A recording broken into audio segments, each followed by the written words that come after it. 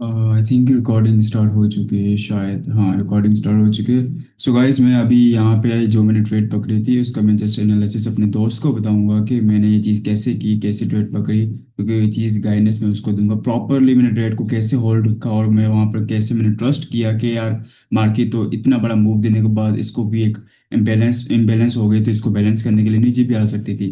तो मैंने इस जगह पे कैसे रिस्क उठाया हुआ था कि मैंने लगा कि ये पक्का डन होगा, ठीक है ठीक है। So now let's get start, चलो ठीक है। तो सबसे पहले अब देखो, जैसे शाम के 3 आई थिंक 2:30 बजे थे जो हम बाहर बैठे हुए थे।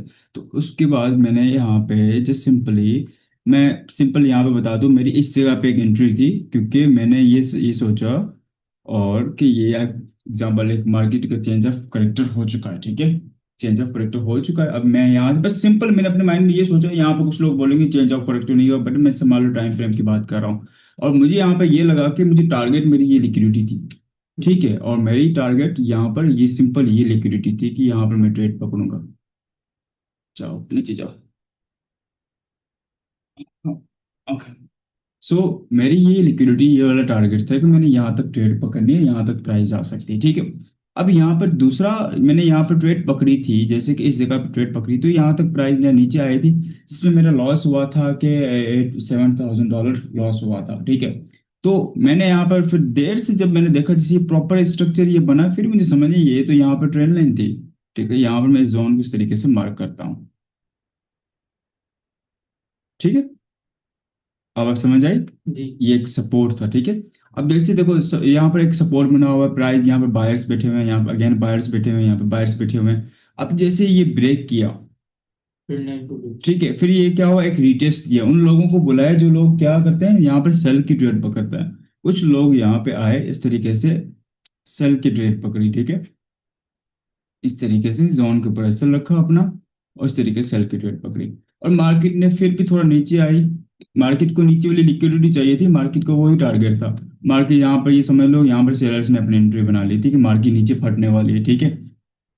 सो नाउ, अब मैं आपको इसका रियल रीजन बताता हूँ कि मैंने अब ट्रेड कैसे पकड़ी। यहाँ तक आपको लिक्विडिटी क्लियर होगी कि यहाँ पे एग्जैक्ट यहाँ पे मार्केट ने क्या किया।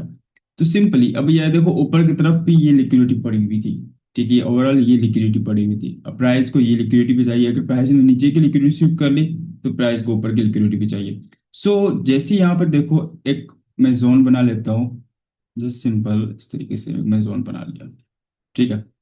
अब देखो कि इस जोन से जैसे प्राइस ने रिट्रेस करके यहाँ तक वापस गई, ठीक है। अब इस जगह पे किन लोगों को बुलाया, यहाँ पर देखो, जैसे कि स्कैल्पिंग वाले लोग स्कैल्पिंग करते हैं, तो इस जगह पे उनको बुलाया कि यहाँ से मैं जाने वाली हूँ ऊपर, ठीक है, कि यहाँ से मैं जाने लगी हूँ ऊपर।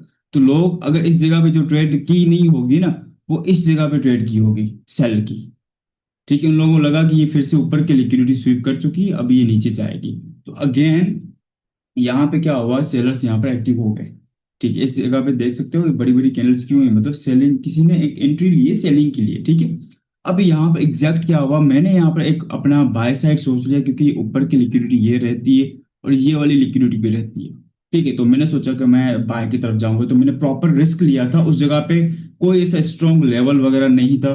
तो मैंने जस्ट एक 15 EMA की कंफर्मेशन से मैंने यहाँ पर एक ट्रेड पकड़ी, जैसे कि इस प्राइस ने यहाँ पर क्लोजिंग दी, ठीक है। तो मेरी एंट्री यहाँ पे थी कि मैं इस जगह पे ट्रेड पकड़ी, ठीक है। और मेरा एसएल इस कैंडल के नीचे, ये कैंडल है इसके नीचे था, ठीक है।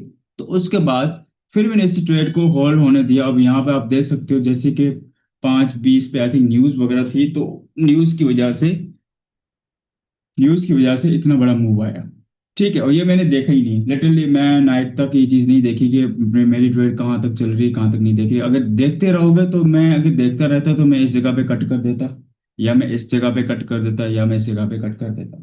ये थोड़ा बहुत नीचे आ रही थी इस जगह पे कट कर देती। यहाँ पे जब मैंने देखा तो प्राइस एक्चुअली इस जगह पे चल रही थी, ठीक है। तो अब यहाँ पे मैंने क्या किया, जस्ट अब 50 इसका लेवल होता है, मैंने जस्ट आपको बताऊं तो इस तरीके से यहाँ पे 0 पॉइंट मैं आपको बताता हूँ, ये मैंने थोड़ा सा रॉन्ग लगा लिया।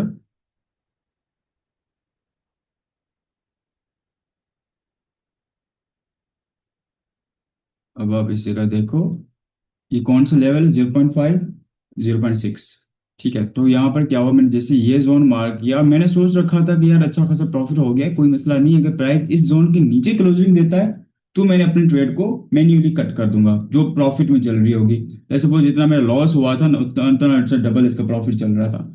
ठीक है, तो अगर यहाँ पर नीचे क्लोजिंग देती तो मैं यहाँ पर क्या करता, ट्रेड को कट कर देता। अब जैसे मेरी कंफर्मेशन थी प्राइस नीचे नहीं आ रहे थे, तो मैंने इसको फिर होल्ड होने दिया। अब मैंने एसएल को उठा के सेफली तौर पे मैंने नाइट को जब सोने से पहले मैंने एसएल को क्या किया था, यहाँ पर रख दिया था। मैंने कहा अगर मार्केट गिरती है जब ओपन होगी सुबह के टाइम, अगर मेरा मतलब ये है कि मेरा जो प्रॉफिट चल रहा है वो ना जाए, समझे। अब यहाँ पे फिर क्या हुआ, प्राइस इस तरीके से नीचे तो नहीं आई, तो फिर मेरा एसएल यहाँ पे था, फिर मैंने क्या किया, एसएल को वापस यहाँ पे ड्रैग कर दिया, और प्राइस जैसे मैंने सुबह उठ के देखा, प्राइस ने कि ये एक्सट्रीम मूव दे दिया है, देख लो 3 बजे के बाद मार्केट ओपन हुई और इसने एक एक्सट्रीम मूव दिया। ठीक है, अब जस्ट सिंपल, अभी यहाँ पे मैंने एक मार्किंग की हुई थी बहुत टाइम पहले की यार, कोई एक्सट्रीम लिक्विडिटी के ऊपर। ठीक है, तो मैं यहाँ पे वो आपको मार्किंग दिखा देता हूँ, जैसे कि एक ये मार्किंग थी और एक ये मेरी मार्किंग थी जो मैंने की हुई थी, एक ये भी लिक्विडिटी थी। ठीक है, अब यहाँ पे देखो मैं 15 और 5 मिनट पे जाता हूँ, तो आपको देखो यहाँ पर सेलिंग आई, सेलिंग आई, सेलिंग आई, सेलिंग आई, सेलिंग आई, सेलिंग। ठीक है, तो अब देखो सेलिंग की लिक्विडिटी कहाँ पड़ी हुई है, ऊपर, ऊपर पड़ी हुई। ठीक है, तो ऊपर इसकी लिक्विडिटी पड़ी हुई तो मार्केट ऊपर जाएगी, क्योंकि नीचे लिक्विडिटी इतनी नहीं पड़ी हुई। जो मार्केट ये नीचे आई है तो इसको इम्बेलेंस हो चुका था, उसको बैलेंस करने के लिए आई हुई 50%। ठीक है, यहाँ पर काफी लिक्विडिटी थी क्योंकि इस जगह बहुत ज्यादा वॉल्यूम आया है। तो उसी के बाद जस्ट सिंपल मैंने इस पे कोई हाई लेवल की जैसे कि होते हैं कंफर्मेशन या ऐसी कुछ चीजें मैंने यूज नहीं की, जस्ट सिंपल जो लोग यूट्यूब पर डाटा पढ़ा हुआ मैंने उसी चीज का यूज किया है, बट डिफरेंट माइंडसेट के साथ, क्योंकि लिक्विडिटी को मैंने ज्यादा देखी, क्योंकि लोग लिक्विडिटी की वजह से ही फंसते हैं। अब यहाँ पे क्या हुआ, जस्ट सिंपल, जैसे कि अगेन एग्जाम्पल, मैं यहाँ पर ट्रेड को क्या कर सकता था, यहाँ पर मैं अगेन क्या क्लोज कर सकता था, यहाँ पर अपनी नेक्स्ट एंट्री बना सकता था, क्योंकि मुझे प्रॉपर श्योर था कि यहाँ पर इस जोन का अगर ब्रेक नहीं कर पा रही, देखो इस जोन पे जब आई, यहाँ पर रिएक्शन देखने को मिला, तो वेरी हाई चांसेस मतलब इस जगह पे बायर्स बैठे हुए हैं, बायर्स इंटरेस्टेड हैं कि यहाँ से प्राइस को नीचे नहीं लेके जाना चाहते। तो इस तरीके से यहाँ पे बायर्स ने क्या किया, वापस पैसे डालते गए, मार्केट ने ये एक बड़ा मूव दे दिया। अगर हम प्रॉपर बीच में से यहाँ से इसको देखा जाए, जैसे कि मैं यहाँ पे 1 आवर पे जाता हूँ, जैसे कि ये एक मूव आया है जो सुबह टाइम हुआ है, तो हम इसको इस तरीके से मार्क करते हैं।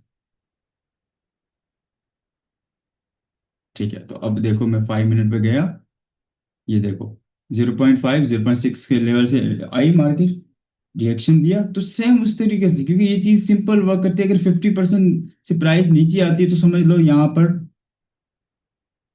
नीचे आती है तो समझ लो यहाँ पर सेलर्स एक्टिव हो जाएंगे ज्यादा, फिर मार्केट बार मार्केट मार्केट फिर वापस उसी जगह पे आने का ट्राई, अगर यहाँ से ये लेवल यहाँ नीचे आती प्राइस इसको ब्रेक करता, तो 100% श्योर था कि फिर प्राइस ये वाली नीचे की वाली अगेन लिक्विडिटी को स्वीप कर सकती थी, जो नीचे आ सकती थी।